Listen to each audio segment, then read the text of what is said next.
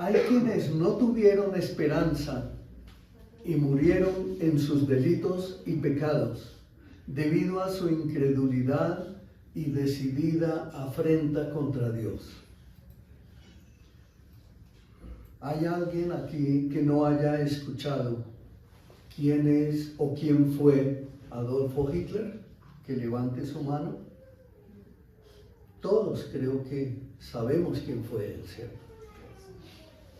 Un alemán que tenía un sueño de hacerse un Dios él mismo y de creer en que él podía crear una humanidad nueva. José Stalin, en la Unión de Repúblicas Socialistas Soviéticas, tenía un sueño parecido. Benito Mussolini en Italia tenía otro sueño, un fascista tremendo. Fidel Castro en Cuba, Manuel Antonio Noriega en Panamá. Yo espero que ustedes todos hayan escuchado de eso, así como han escuchado de lo que hizo Hugo Chávez con Venezuela, de lo que está haciendo Nicolás Maduro con Venezuela y de lo que hizo Idi Amin Dada en Uganda. Todos esos hechos de ellos fueron registrados en la historia de la humanidad. Y les repito, todos ellos murieron en sus delitos y pecados. Ellos cometieron genocidios tremendos. Un genocidio es el asesinato sistemático de montones de miles, de cientos de miles de personas. Pero en la historia más antigua conocimos registros que están escritos en la Biblia, como el faraón de Egipto, como el rey Nabucodonosor de Babilonia. Todos ellos tuvieron algo en común. Todos hicieron algo en común. Rechazaron a Dios y no lo reconocieron como a Dios. No lo reverenciaban y menos tuvieron temor de Dios. Pero aquí tenemos que hacer un pequeño pare. Nosotros no podemos venir a decir, no, es que yo no fui como Noriega, el de Panamá, que permitió el narcotráfico en ese país y que finalmente murió en sus delitos y en pecados, aunque dejó muchísimo dinero que le robó al narcotráfico, que le robó a Estados Unidos y que le robó a su propia nación. No podemos decir que nosotros somos mejores que ellos, porque todos nosotros, igual que el Señor, estábamos perdidos en nuestros delitos y pecados y no teníamos esperanza porque no teníamos a Dios. Y por eso es que la humanidad ha cometido semejantes atropellos en contra de sus prójimos. ¿Por qué? Porque eso está desde siempre, desde la caída, en el corazón del ser humano. Por tanto, no hay ni uno de nosotros que se pueda levantar a decir, no, pero yo sí soy bueno. No, ni uno solo. La Escritura dice, solo hay uno bueno, mi Padre que está en los cielos, y eso lo dijo el Señor Jesucristo. Entonces, de esa historia, miren la importancia de conocer la historia de nuestros hechos recientes. Ustedes deben enterarse no por chismes de qué fue lo que sucedió ayer, de qué fue lo que sucedió. Ustedes deben estar enterados de que el día 8 de junio del año 2025 a las 8:16 de la mañana ocurrió un temblor. ¿Dónde fue el epicentro? Usted debe enterarse por las noticias y debe saber qué ocurrió. Así como qué ocurrió el día de ayer, usted debe conocer esa historia.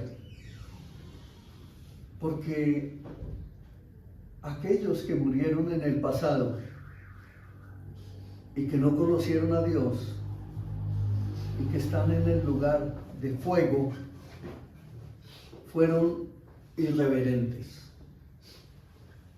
No obedecieron a Dios.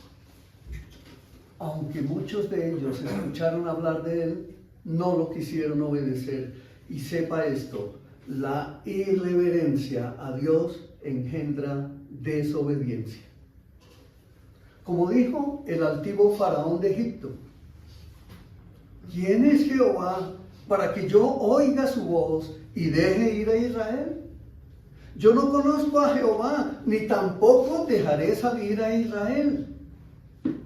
Y debes saber esto, hermano, para el faraón, el Dios de los hebreos era tan solo un Dios, uno de tantos como los tenían allá. El mismo faraón se consideraba un Dios.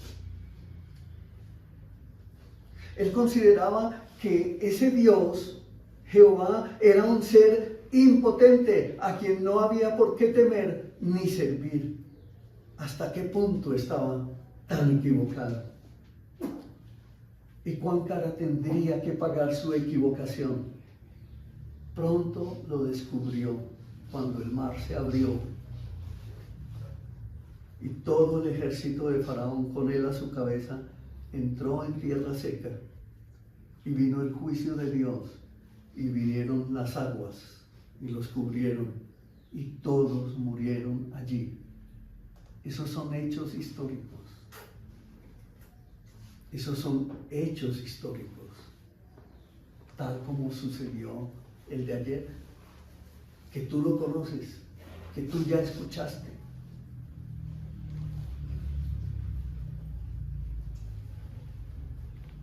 La actitud de Faraón y todos los anteriormente nombrados tenían en común, repito, su irreverencia, y esta a su vez consecuencia de su ignorancia acerca de la majestad y la autoridad del ser divino. Pero nosotros que estamos aquí escuchando la palabra de Dios, debemos ser entendidos en que no tenemos excusa. Como leíamos hace 8 días, ¿se acuerdan? En Romanos capítulo 1, que les encargué que lo leyeran en su casa. Yo ruego al Señor que lo hayan leído. Y si no lo han hecho, háganlo. Y si lo leyeron, vuélvanlo a leer. ¿Por qué? Porque allí dice que Dios se manifestó a todos los seres humanos. Dios les mostró a través de toda la creación quiénes somos, quiénes éramos. Estábamos separados de Dios, estábamos perdidos y no teníamos esperanza. No teníamos a dónde ir. Si nuestro Señor Jesucristo no hubiera muerto en la cruz, no hubiera entregado allí su vida y Él no hubiera derramado su sangre, está bien que hubiera personas que digan que no hay nada que hacer, estamos todos perdidos. Pero Cristo murió. Cristo derramó su sangre para perdonar tus pecados y los míos. Y Él resucitó al tercer día y ascendió allá en Pentecostés a los cielos y se sentó a la diestra del Padre. Por eso nosotros todos debemos ser entendidos en que la salvación es para todo aquel que crea en el sacrificio del Señor Jesucristo. No como dicen en la Iglesia Católica Romana, que todos son salvos por la gracia de Dios. Ellos enseñan una mentira.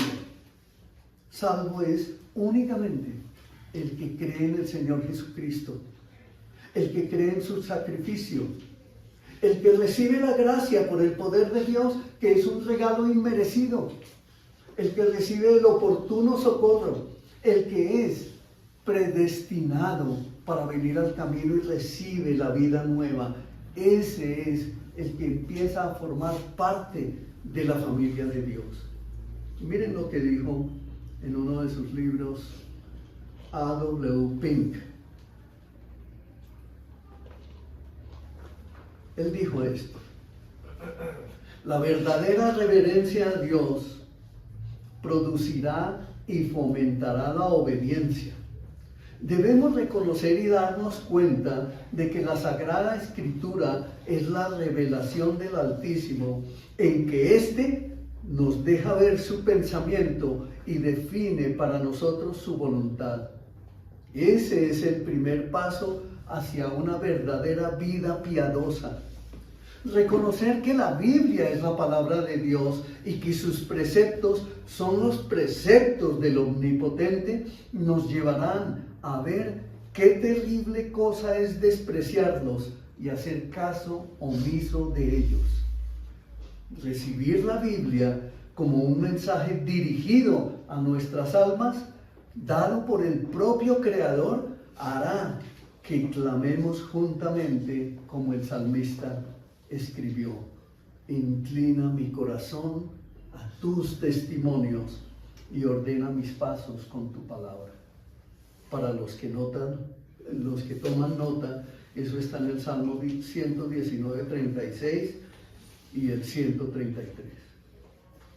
Entonces, el valor de la esperanza, que es el que estamos estudiando el día de hoy, es un tema recurrente en la Biblia y tiene gran importancia en la vida del cristiano creyente verdadero. Es de mucha importancia, porque ¿qué haríamos si no tenemos esperanza?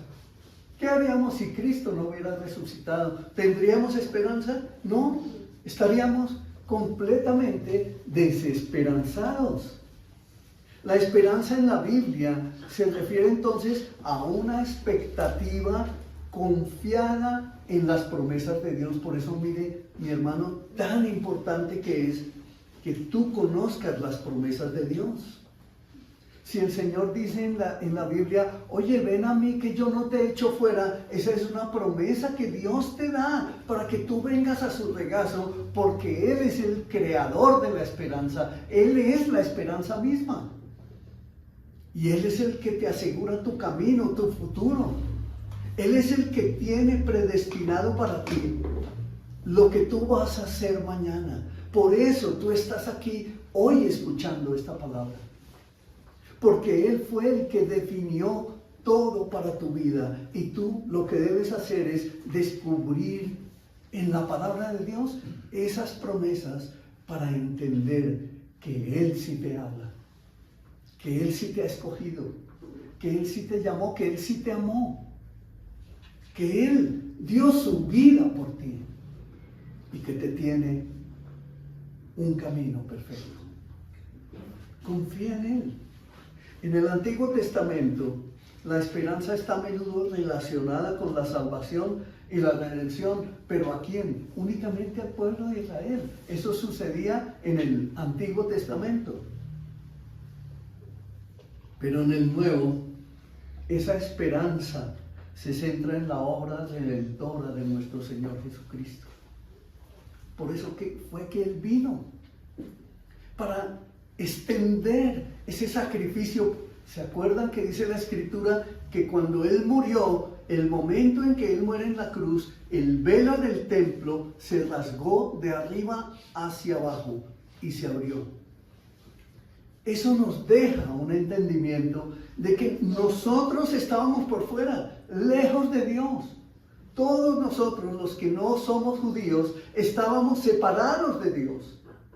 No teníamos la más mínima oportunidad de llegar a Él. Pero cuando Él muere y se abre el velo del templo, en ese momento nosotros a partir de ahí tenemos la oportunidad de acercarnos al trono de la gracia para recibir el oportuno socorro. Por eso nosotros no podemos despreciar a nuestro Señor Jesucristo. Por eso no podemos acercarnos a hablarle a nuestro Dios como predicábamos hace 8 días, como cualquiera otro, como acercarse a un amigo. Él dice que Él es nuestro amigo, pero no porque Él lo diga, nosotros nos vamos a acercar en una irreverencia total, solo a exigirle que nos dé. Tendremos que adorarlo, tenemos que aprender a adorarlo en espíritu y en verdad, porque Él fue el creador de los cielos, de la tierra, del universo y cuanto hay en ellos, y Él es el que nos dio aliento de vida a cada uno de nosotros. Es por eso que en Él tenemos esperanza. Romanos 15:13 nos dice, estamos en la versión Reina Valera, dice: y el Dios de esperanza os llene de todo gozo y paz en el creer, para que abundéis en esperanza por el poder del Espíritu Santo. Cuando tú llegas a la vida nueva en Cristo, cuando tú escuchas la palabra de Dios, dice que la fe viene por el oír, y el oír es por la palabra de Dios. Cada vez que tú escuchas más palabra de Dios, que es espíritu, esa palabra no va a volver vacía, jamás. Esa palabra empieza a entrar a tu espíritu, porque Dios, que es espíritu, te dio a ti un espíritu. Y como Él te dio a ti un espíritu, cada que tú escuchas palabra de Dios, entonces viene esa palabra, y cuando dice que no va a volver vacía, esa palabra empieza a producir un fruto. Es como una semillita que se plantó en tu corazón y empieza en esa tierra nueva que el Señor eligió, empieza a generar un crecimiento. Y es cuando tú te levantas un domingo, abres tus ojos y dices: me voy para la iglesia a escuchar la palabra del Señor. ¿Está sucediendo en ti? ¿Está sucediendo? ¿Sabes quién está haciendo eso? El Espíritu Santo. Esa es una identificación de que el Espíritu Santo está morando en ti. Es el Rey de Gloria. Y como les decía hace un momento, entonces podemos observar en ese versículo que acabamos de leer cómo Dios es el origen de la esperanza, es decir, el creador de la esperanza, es decir, Él es la esperanza. Él es la esperanza que tenemos. Luego, la esperanza no solo es un deseo, es la certeza que proviene de la fe en Dios. Y en este contexto, entonces, se centra en la unidad entre los judíos y los gentiles en la fe cristiana, y la esperanza, que es Cristo, nuestro Señor, es el ente, perdónenme la expresión, que nos unifica. Es decir, nuestro Dios todopoderoso, que es la esperanza en el Padre, en el Hijo y en el Espíritu Santo, es la esperanza viva que produce en nosotros un valor unificador. Y por eso dice que de dos pueblos hizo uno. Amén. Amén. Hebreos 11:1 nos aclara y nos dice: es pues la fe la certeza de lo que se espera, la convicción de lo que no se ve. El próximo domingo vamos a estar hablando acerca de la fe. Hoy solo lo mencionamos porque estamos hablando es de la esperanza. Pero en Romanos 10:39 nos dice: pero nosotros no somos de los que retroceden para perdición, sino de los que tienen fe para preservación del alma. Entonces, la fe sin la esperanza no sirve. La esperanza sin la fe no sirve. Pero dice en la Escritura que ellos son buenos, esos dos valores, pero sin el amor no hay nada. Entonces son la fe, la esperanza y el amor. Y tú estás conociendo al Señor para tener hoy esperanza, para salir de aquí lleno de esperanza en Cristo Jesús, porque todo a veces creemos que estuviera perdido. A veces pensamos: no, pero ¿yo qué voy a hacer con mi vida? ¿Qué será de mi futuro? Y a veces pensamos en términos únicamente terrenales y creemos que tener una vivienda propia, o que tener un vehículo, o dinero en el banco, eso nos produce esperanza. Y no es cierto.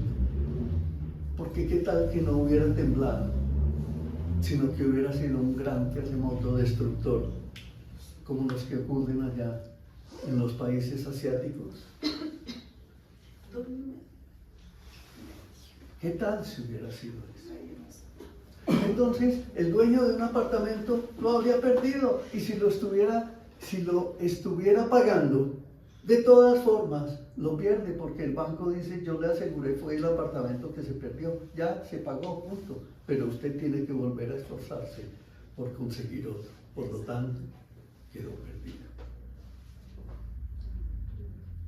Entonces, miren eso, mis hermanos. Por eso dice el Salmo 39:7. Y ahora, Señor, ¿qué esperaré? Y responde: mi esperanza está en ti.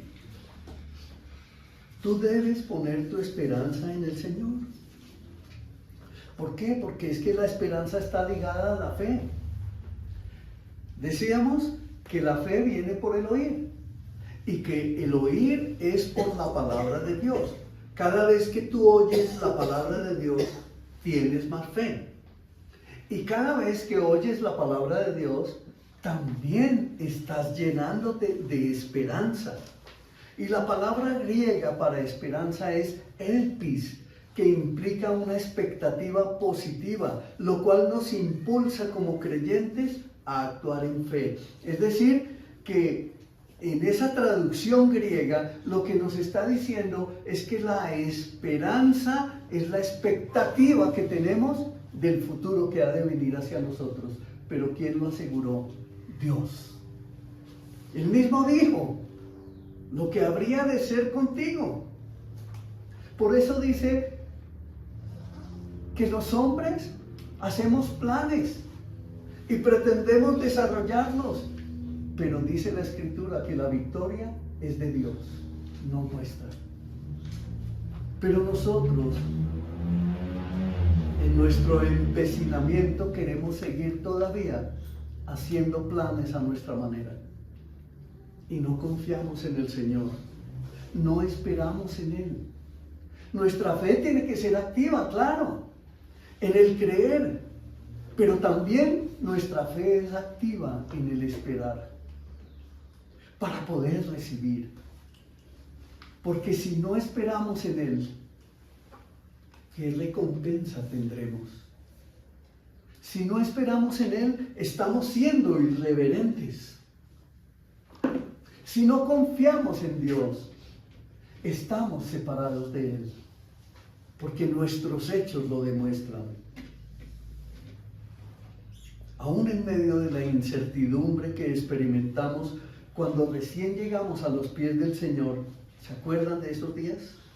Cuando llegamos por primera vez a una iglesia cristiana, cuando empezamos a escuchar por primera vez la palabra del Señor, llegamos con grandes expectativas por saber qué es lo que va a pasar en el futuro, pero primero llegamos con un corazón herido, ¿sí o no?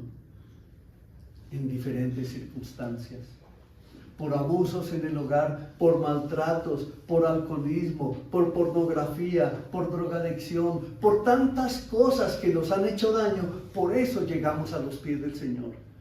Y llegamos con una expectativa grande porque nos han dicho: camine, vamos a la iglesia, que usted conociendo al Señor, el Señor va a arreglarlo todo en su vida. Pero llegamos con expectativas que nos hacemos a nosotros mismos. Finalmente, con una esperanza equivocada, pero el Señor empieza a transformarlo todo para llevarnos a tener la esperanza verdadera. Amén.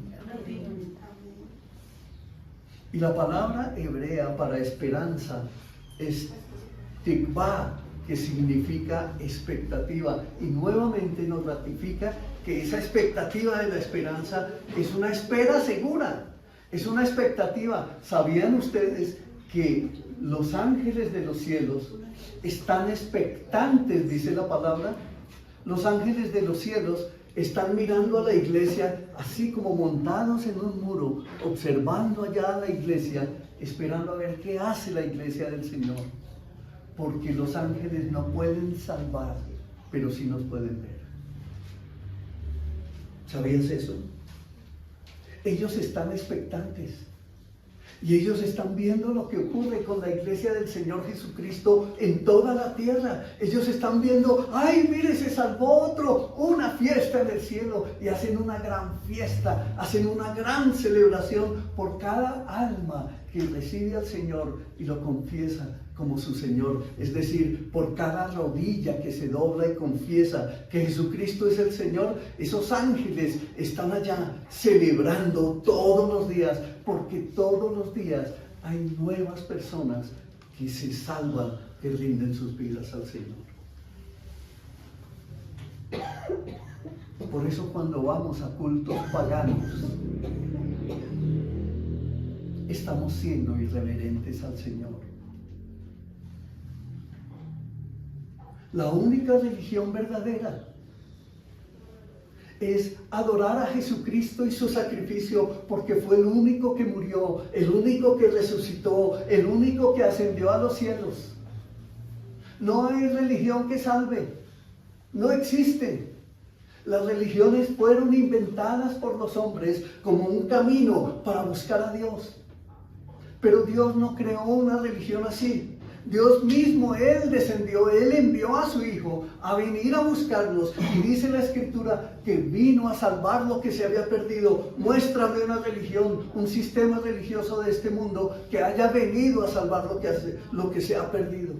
Por eso es que los cristianos, somos la religión, la única y la verdadera, la única perseguida en el mundo entero. Y busquen la historia. A ver, ¿quién persigue a los budistas? ¿Quién persigue a los musulmanes? No, Señor. No existe. Hay más de 4,000 y tantas religiones en este mundo. Pero los únicos perseguidos somos los cristianos. Entiende eso. Tú estás en el camino verdadero. Por eso somos de Cristo, porque estamos expectantes de los hechos del futuro. Pero el Señor no nos ha dejado solos. Él ha dicho, ven a mí, no te dejaré, no te desampararé.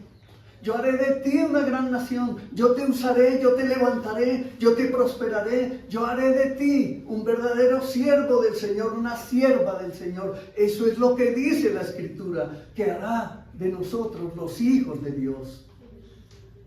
Entonces, cuando estamos expectantes de lo que sucederá adelante, es decir, cuando tenemos la verdadera esperanza, es verdad, porque Dios lo prometió en su palabra, lo cual nos asegurará que sucederá porque escrito está. Amén. Amén.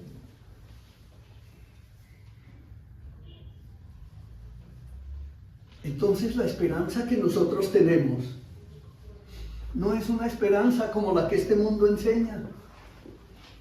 No, mis amados, la esperanza de este mundo y la voz de los hombres para esperanza solo es temporal. Hay quienes tienen esperanza cuando compran una casa. Hay quienes tienen esperanza cuando tienen dinero en el banco. Hay quienes tienen esperanza cuando se les dan negocios importantes. Pero ¿se han dado cuenta cómo el pueblo colombiano está orando? Los cristianos estamos orando por Colombia. Y el Señor se ha encargado, Él ha escuchado nuestras oraciones y está sacando a la luz pública todos los planes de los corruptos, tanto que ya han caído 19 de los corruptos de este gobierno, ya están con imputación de cargos y van a ir a la cárcel, y ya algunos de ellos ya están en la cárcel. Y eso que el presidente los está protegiendo. Pero no se pueden ocultar de Dios. Ahí están respuestas a las oraciones que hemos hecho por nuestra nación. Debemos seguir orando, debemos seguir clamando.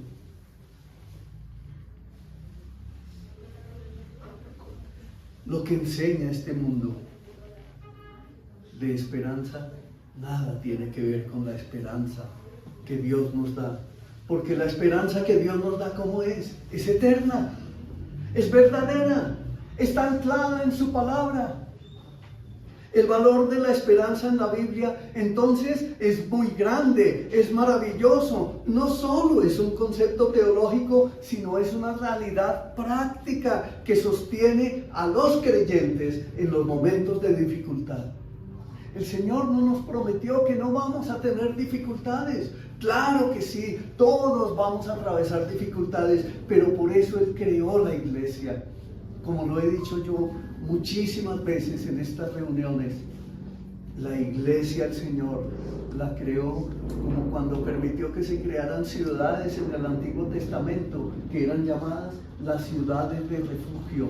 Así el Señor estableció su iglesia para que dentro de la iglesia nos pudiéramos refugiar y ayudar unos a otros. Y el Señor quiere que la iglesia de tu casa se fortalezca. Que la iglesia de tu casa entienda que si tú eres hombre, eres el pastor de tu casa. Que si tu esposa está a tu lado, entonces ella debe ser pastoreada. Pero que si tienes hijos, tú como pastor de tu casa, edificas en la palabra a tus hijos y los guías en el camino. Porque esa sabiduría Dios te la da a ti, quien te ha puesto en esperanza para que lleves el camino que Dios te ha señalado. ¿Lo entiendes, mi hermano? Amén. Es así como opera el Señor. Al entender la esperanza desde esta perspectiva bíblica, ustedes y yo, todos los creyentes verdaderos, podemos encontrar consuelo y fortaleza en nuestro caminar diario. Somos justos, ¿pero por qué? Porque Él fue el que nos justificó. Tenemos esperanza porque Él es nuestra esperanza. Él es nuestra esperanza viva. Él fue el que nos dio, nos llamó para que tuviéramos esperanza. Como creyentes tenemos la certeza de que somos hijos de Dios y la expectativa firme de que en el futuro las promesas se van a cumplir porque el Señor nos lo dijo. Él nos las dio porque Él se llenó de placer, por decirlo así, de venir a salvarnos. Él te salvó porque quiso, no porque hubieras hecho algo bueno. Si hubiéramos cada uno hecho algo bueno, entonces estaríamos levantando la mano para decir entre nosotros mismos, no, es que lo que yo hice fue mejor. Pero por eso el Señor nos salvó. No porque hubiéramos hecho algo bueno, sino porque Él quiso, no habiendo ningún mérito en algo que hubiéramos podido hacer para recibir salvación. Por eso la iglesia del Señor no está llena de eruditos, ni de médicos, científicos e ingenieros. La iglesia del Señor está llena de gente común y corriente, de toda clase de personas. Y es allí donde el Señor se quiere glorificar. Hechos 6, 18 al 19.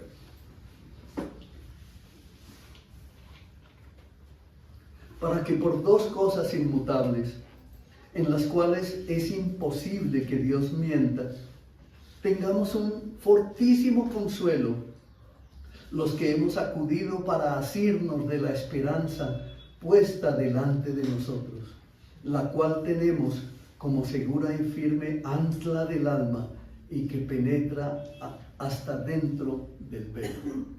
¿Ven? Ahí está mencionando el velo que se rasgó. Entonces tenemos seguridad en Él. Nuestra ancla es la palabra de Dios. Cada vez que conocemos más la palabra de Dios, tú que estás escuchando hoy este mensaje, tu alma tiene que llenarse de esperanza, tu espíritu tiene que llenarse de esperanza, pero el que no vino no está recibiendo este mensaje. Tal vez mañana lo reciba, tal vez mañana su vida se llene de esperanza, pero darle tú la gloria a Dios porque estás recibiendo hoy este mensaje, porque es para la gloria de Dios Padre. Pero leíamos que hay dos cosas que son inmutables, en las cuales es imposible que Dios mienta. ¿Y cuáles son esas dos cosas inmutables? La naturaleza de Dios y sus promesas. Dios existe desde la eternidad. El Padre, el Hijo y el Espíritu Santo, desde toda la eternidad, han existido y existirán por toda la eternidad. Por lo tanto, sí, fuimos creados a imagen y semejanza de Dios Padre, pero fuimos creados. Dios no fue creado. Por eso tú debes tener esa seguridad de que el Padre, el Hijo y el Espíritu Santo siempre, desde siempre han existido para procurar en ti el consuelo, la esperanza, la seguridad, la salvación, la vida eterna, la redención. Tu destino está asegurado en Él, Osquitar. Por eso los cristianos no tenemos miedo. Que si vino un temblor, nosotros no salimos corriendo a la calle. Decimos, gloria a Dios, porque si morimos, en Él vivimos inmediatamente. Si morimos como cristianos, inmediatamente vamos a la presencia de nuestro Dios. Y qué gozo, qué gran alegría ir a su presencia. Pero si el Señor nos permite vivir, es porque tiene un propósito para nosotros. Por eso tú debes alinearte con el propósito eterno del Señor y preguntarle a Él en tu oración, Señor, ayúdame a entender mi camino, ayúdame a comprender lo que tú quieres que yo haga en esta vida. Y el Señor te va a dar dirección. No lo dudes un solo segundo. Entonces la naturaleza de Dios no va a cambiar. Nosotros sí cambiamos de parecer, Dios no. Las promesas de Dios quedaron escritas y esas tampoco van a cambiar. Son inmutables, no tienen sombra de variación. Lo que Él prometió, lo cumplirá. Porque Él fue el que lo dijo y miren lo que hizo. Él juró por sí mismo. ¿Acaso había alguien más alto por quien jurar? No, juró por sí mismo. Por eso es que tú debes tener la seguridad de que tu Dios es tu Dios todopoderoso. Amén. Y que es a Él a quien acudes, es a Él a quien le pides, es a Él en quien tú descansas, en quien tú reposas. Amén. Amén.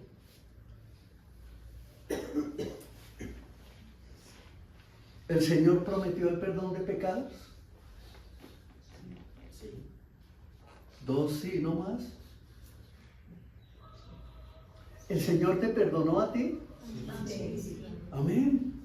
Esa es una evidencia. Ahí está. Tenemos la evidencia de que nos perdonó nuestros pecados. Eso ya se cumplió en ti. Entonces todas las promesas que dice la Escritura son sí y son amén, porque son en Él. Entonces se van a cumplir en nosotros. ¿Qué es lo que tú tienes que hacer? Descúbrelas, ahí están escritas, sácalas, apruébalas para ti, llévalas a tu corazón y guárdalas allí, atesóralas. Porque es así como dice que nuestra vida está anclada en la palabra del Señor. Esa es la esperanza viva que nosotros tenemos.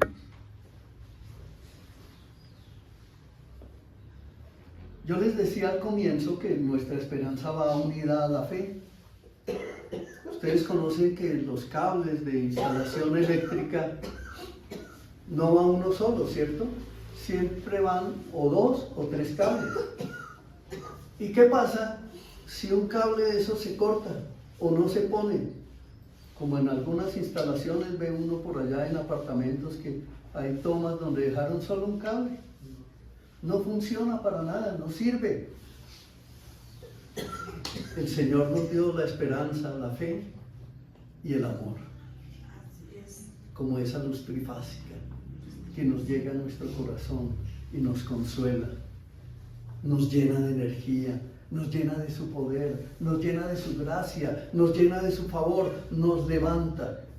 Por lo tanto, tenemos que confiar en que el amor de Dios es un valor, es un principio que está en nosotros y que lo veremos en 15 días. Bien nos aclara Pablo el apóstol en 1 Corintios 13:13 lo que estoy hablando. Y ahora permanecen la fe, la esperanza y el amor. Estos tres, pero el mayor de ellos es el amor. Yo te pregunto,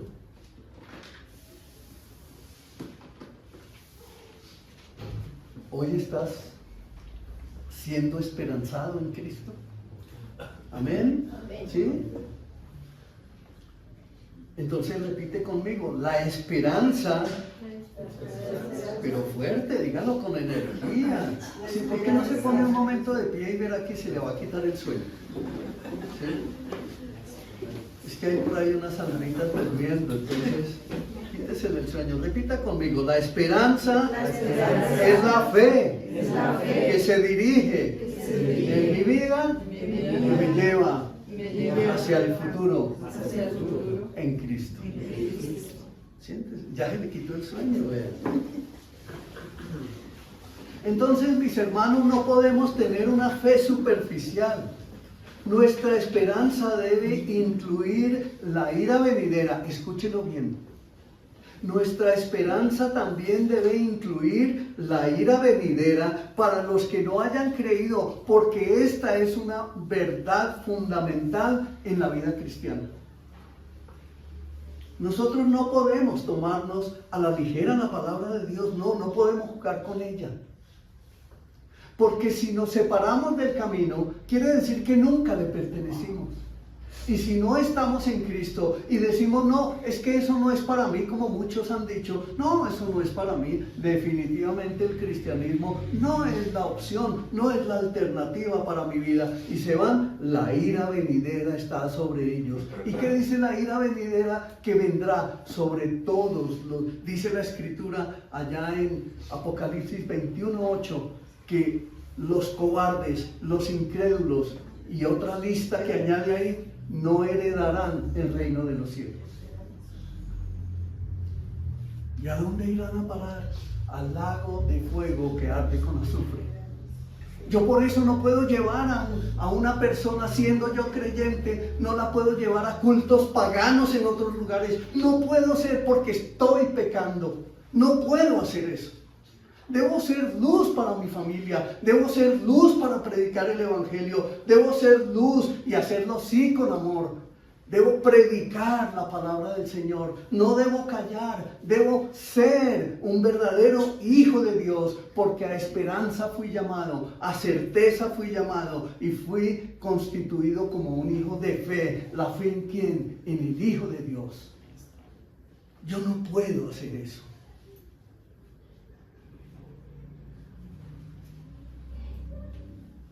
En la iglesia del Señor, sepa esto. Hay quienes confiesan estar bajo el pacto, el nuevo pacto del Señor Jesucristo, pero no son fieles al Señor. Eso no puede ser posible. Son irreverentes al Señor. No puede ser posible. Porque los ojos del Señor están sobre todos nosotros. No habrá un solo lugar donde nosotros nos podamos ocultar para hacer algo indebido. No lo hay, no existe. Cristo es nuestra esperanza de vida eterna y sus ojos están sobre nosotros. Pero eso a los hijos de Dios como cristianos nos produce alegría, nos produce gozo, porque qué maravilloso es pertenecer a la libertad en Cristo, es decir, ser miembros verdaderos de la iglesia de nuestro Señor. Romanos 15:12 dice, y otra vez dice Isaías, estará la raíz de Isaí, y el que se levantará a regir a los gentiles esperarán en él. La raíz de Isaí, como dice ahí en ese texto, se refiere a Cristo. El heredero de la descendencia de Isaí, es decir, el padre de David, de donde viene el Señor Jesucristo. ¿Se cumplió esa profecía? Se cumplió. Eso nos demuestra que había sido profetizado hacía montones de años antes de Cristo, y de que vendría el admirable, el consejero, el príncipe de paz del linaje de David, y aquí nos lo estaba recordando cientos de años atrás, y se cumplió con el sacrificio de nuestro Señor Jesucristo y su venida. Y por eso fue que cuando Él empieza a predicar, dice: el reino de los cielos se ha acercado. Entonces, mis hermanos, el cristiano está llamado a esperar, es decir, a tener la completa seguridad de la resurrección del pueblo de Dios. Tú debes tener eso seguro en tu corazón, de que un día vas a morir, pero que como hijo de Dios vas a resucitar con un cuerpo glorioso.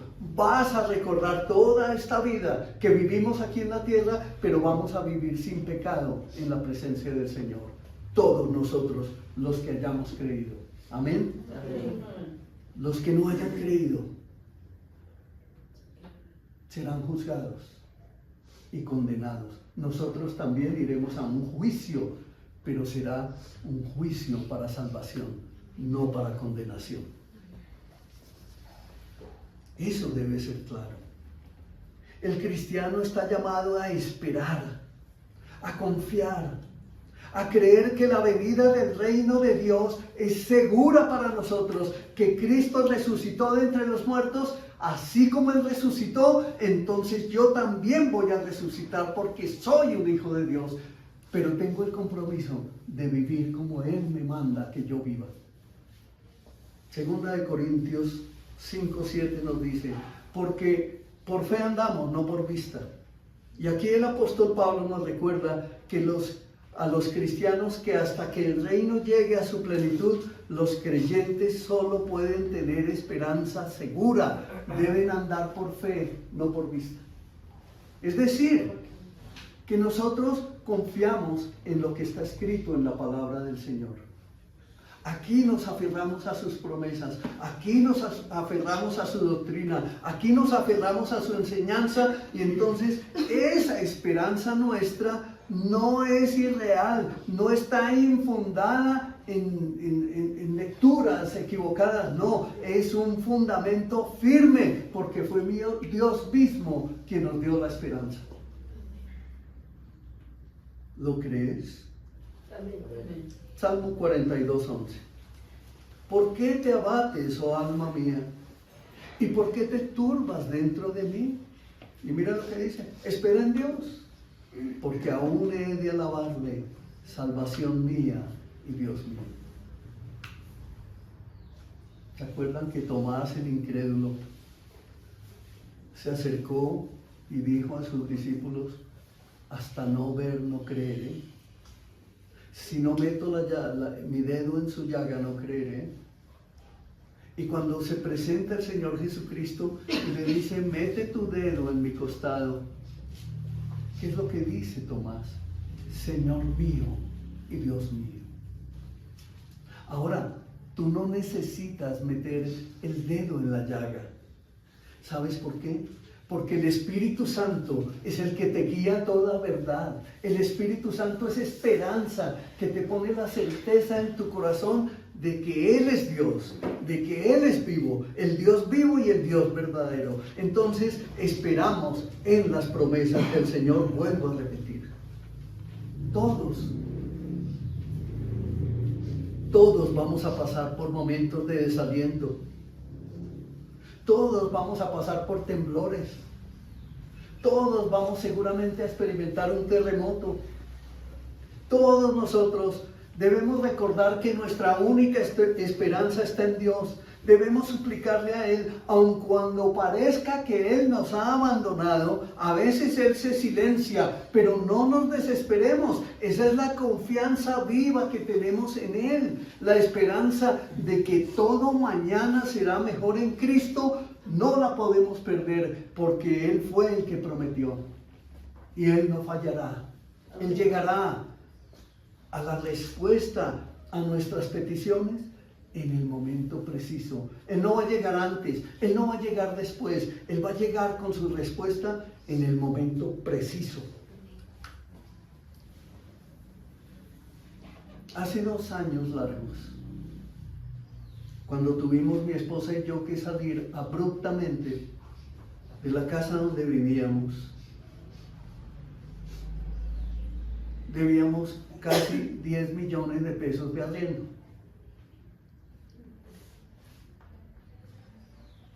El día que teníamos que entregar la casa, llegaron los dueños a recibirla y me dijeron, y el dinero, dije, ya lo voy a traer. Y yo sabía que no tenía nada. Salí a la esquina a coger el colectivo para irme al banco. Y en ese momento en la pantalla del celular me salió el saldo, 10 millones de pesos. Lo comenté con mis hijos. Uno de mis hijos me dijo, papi, ten cuidado. Alguien pudo haber depositado eso equivocadamente. Y él tenía la razón. Pero han pasado 2 años largos. El número de la cuenta decía, cuando verifiqué el volante que me llegó ahí del depósito, decía cuenta 00000. No había ninguna identificación de ninguna cuenta. Han pasado 2 años y 2 meses. Nunca más apareció alguien, ni en mi cuenta, ni el banco, a decir esto o aquello. Pero el Señor proveyó. Amén. Esa es la esperanza que tú tienes, que Él puede suplir a ti todas tus necesidades, todo lo que tú necesites. Primero lo espiritual, escucha esto bien, primero lo espiritual, porque aquel que solo busca al Señor para que le dé lo material, ese no es un creyente. El creyente verdadero es el que confía en su palabra, el que se afinca, se afianza en el ancla de la palabra y espera en sus promesas y cree que el Señor lo levantará y hará de él una gran persona. Un buen ciudadano, un buen cristiano, un hijo de Dios. Por eso es que cuando fuimos a las aguas del bautismo y fuimos sumergidos en el agua, ese día tomamos una decisión pública, ¿se acuerdan? Que cada uno dijo, allá queda enterrada mi vida antigua y me levanto a vivir una vida nueva. Ahora, si tú no te has bautizado, es tiempo de que medites en eso, reflexiones y tomes una decisión de tomar el bautismo para asegurarte en Cristo, en fe, públicamente, de que eres un hijo de Dios. Hechos 23:3 dice,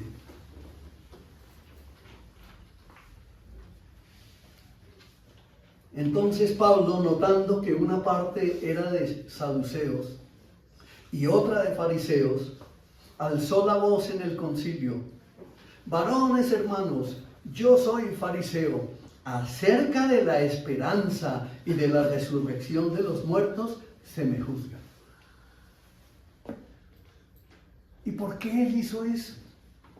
Porque entre saduceos y fariseos había grandes diferencias. Unos creían en la resurrección y otros no.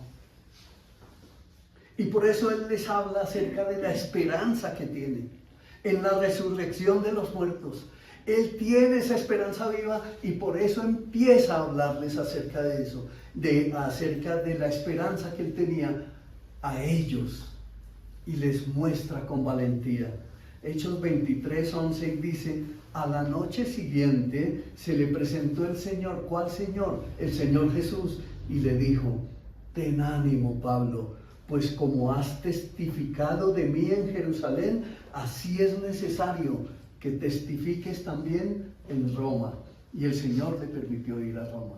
Y allá él testificó también.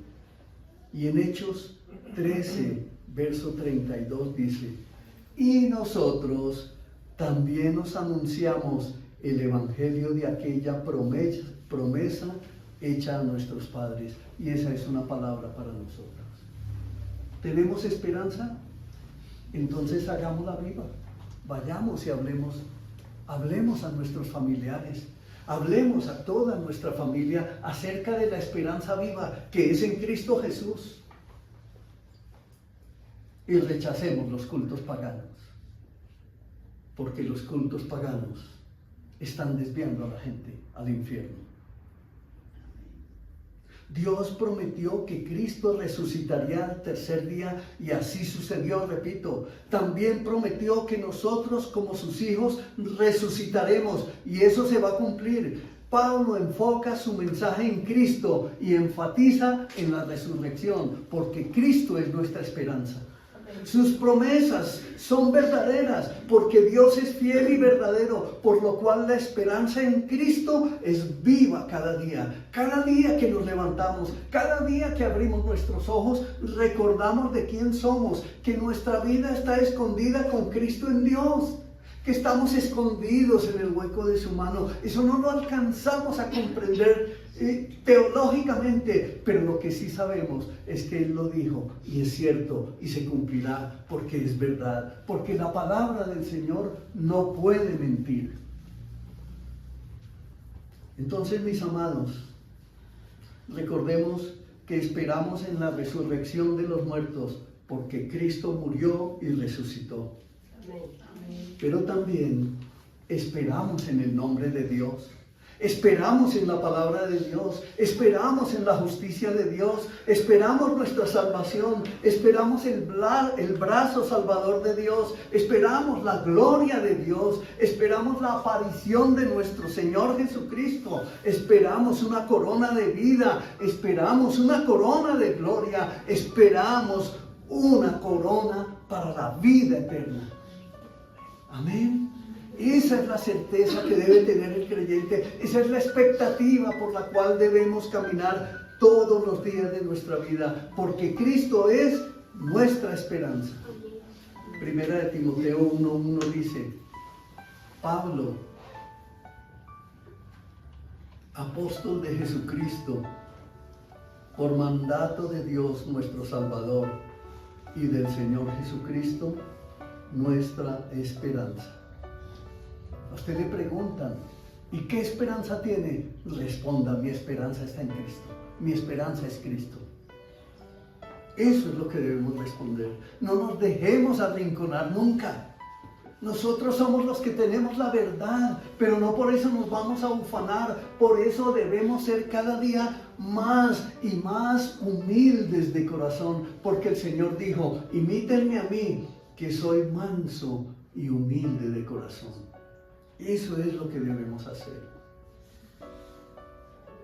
Ahí está, mostrándonos que nuestro Señor Jesucristo es nuestra verdadera esperanza. Segunda de Corintios 1:20, porque todas las promesas de Dios son en Él sí y en Él amén. Por medio de nosotros, y mire ese secreto tan hermoso que hay ahí. Las promesas de Dios son en Él sí y en Él amén. Pero ¿por dónde se van a cumplir? ¿Qué dice ahí, mis hermanos? Por medio de nosotros.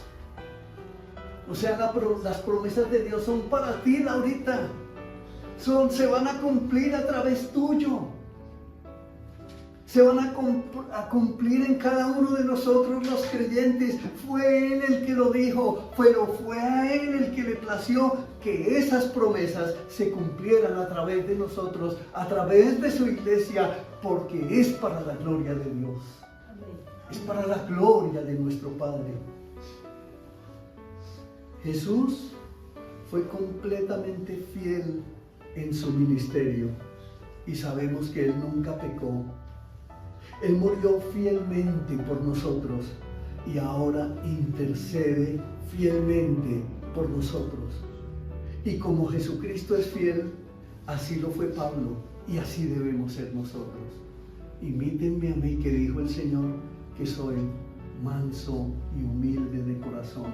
Eso es lo que nos debe preocupar a nosotros todos los días, cada día. Preocupémonos por conocerlo a Él, de imitarlo a Él, de imitar su fe, de imitar su amor, de imitar su esperanza viva, porque Él es nuestra esperanza. Él sabía hacia dónde iba.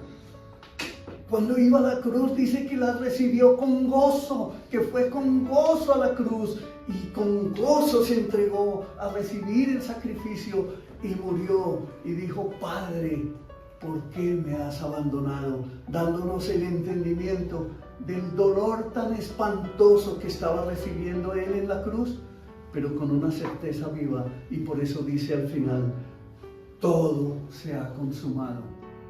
Muere y al tercer día resucita por ti, para salvarte a ti, para perdonar tus pecados, para liberarnos de la muerte eterna, mis hermanos.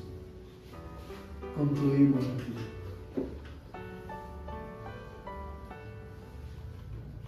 Debemos poner toda nuestra esperanza únicamente en Jesús, es decir, totalmente en Jesús. Somos llamados a una sola esperanza en Cristo Jesús. Debemos creer en la resurrección, debemos abundar en la esperanza, nunca debemos perder la esperanza. A esto venimos a la iglesia, por eso es que nos congregamos, porque no lo sabemos todo. Es necesario que conozcamos las promesas de Dios, las que Él nos ha dado, y que vivamos por ellas. Por lo tanto, somos soldados de Jesucristo, que debemos defender nuestra esperanza. Amén. Amén. Primera de Pedro 3:15, y aquí cerramos, dice: sino santificad a Dios en vuestros corazones y estad siempre preparados para presentar defensa con mansedumbre y reverencia ante todo el que os demande razón de la esperanza que hay en nosotros. Amén. Amén. Tenemos esperanza en Él. Nuestra confianza está puesta en Él.